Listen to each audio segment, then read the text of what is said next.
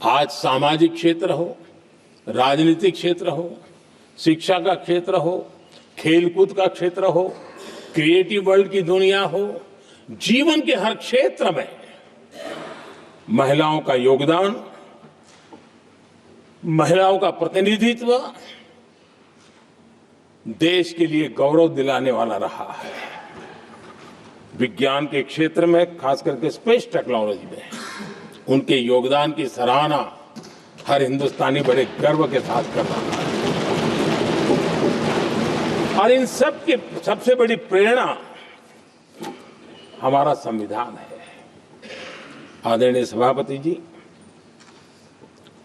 हमारा देश बहुत तेज गति से विकास कर रहा है। भारत बहुत ही जल्द विश्व की तीसरी बड़ी आर्थिक शक्ति बनने की दिशा में बहुत मजबूत कदम रख रहा है। और इतना ही नहीं, ये 140 करोड़ देशवासियों का संकल्प है कि जब हम आजादी की शताब्दी मनाएंगे, हम इस देश को विकसित भारत बना करके रहेंगे। ये हर भारतीय का संकल्प है, ये हर भारतीय का सपना है। लेकिन इस संकल्प से सिद्धि के लिए सबसे बड़ी आवश्यकता है, वो है भारत की एकता। हमारा संविधान भी भारत की एकता का आधार है।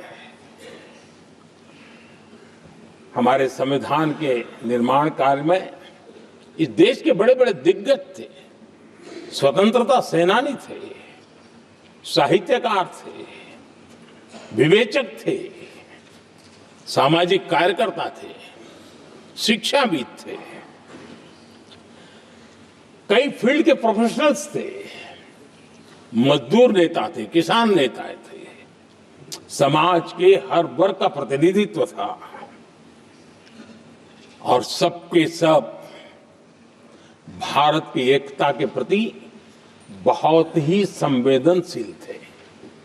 जीवन के भिन्न भिन्न क्षेत्र से आए हुए, देश के अलग अलग भूभाग से आए हुए सभी लोग इस बात के प्रति सजग थे और बाबा साहब अम्बेडकर जी ने चेताया था। मैं बाबा साहब का कोट पढ़ रहा हूं।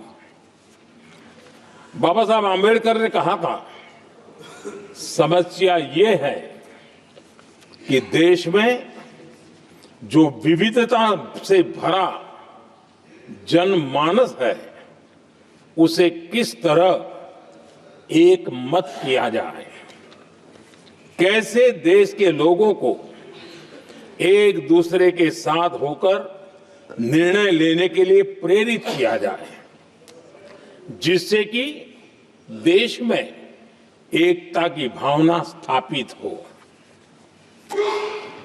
आदरणीय सभापति जी, मुझे बड़े दुख के साथ कहना है कि आजादी के बाद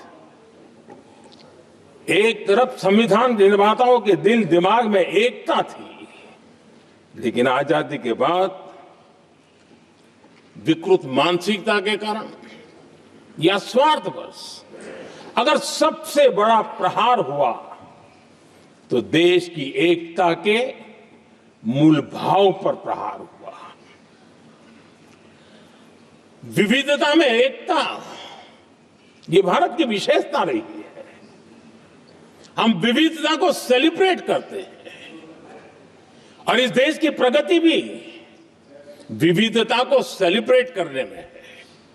लेकिन गुलामी की मानसिकता में पले बड़े लोगों ने,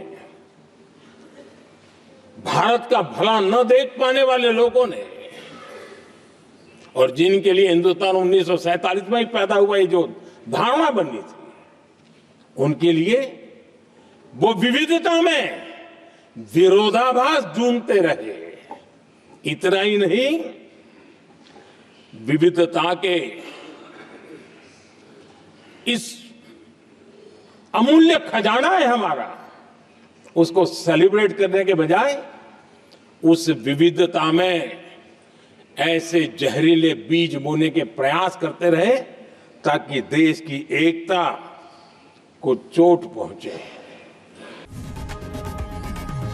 लोकशाही मराठी ऐका, पहा, जागरूक रहा।